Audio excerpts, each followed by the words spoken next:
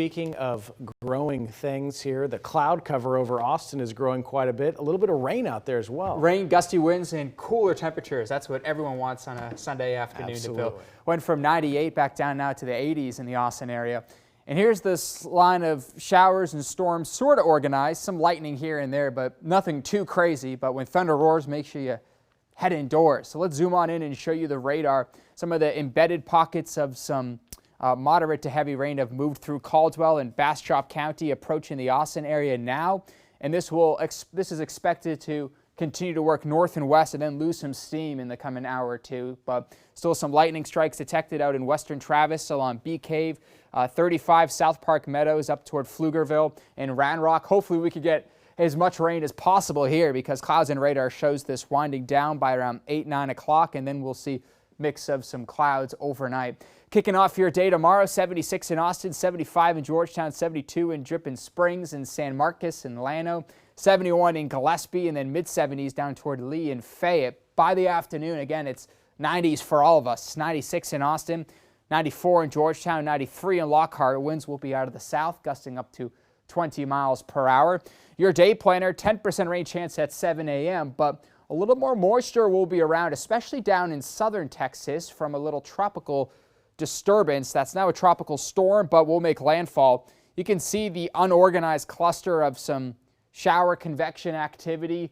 Breezy, some buoy data, 18 miles per hour there, 12 miles per hour on the Mexican coast. This is Barry, our second named storm of the Atlantic, that will work further north and west. Not bringing any sort of impacts to us, but the moisture from this entire tropical storm will work north and west into the hill and big country. That could bring a rain chance from 10 to 20% where we have been up to around 30% today as well as tomorrow and then into your Tuesday. So this is Tuesday. Notice some of the strong shower activity from the valley moving up north into central Texas. So for your Monday, I now have a 30% rain chance. Highest probability is going to be south of Austin towards San Antonio and then west toward Mason County. That drops off farther north up into Williamson, Lampasas, Burnett, San Saba, and Milam County.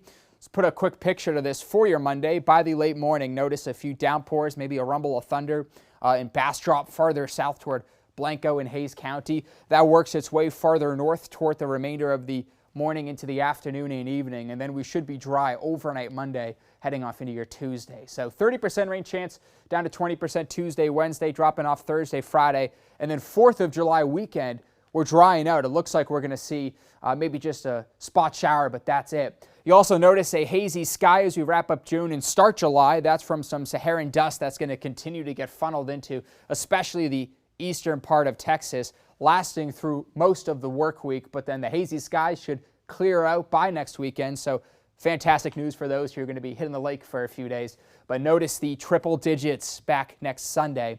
I have 100 degrees. The trade-off of no rain is the heat, and we're going to be seeing 90s at least for the next week, if not the low triple digits. You factor in the heat indices, that feels like temperature over 100 during the afternoon, with our lows in the 70s.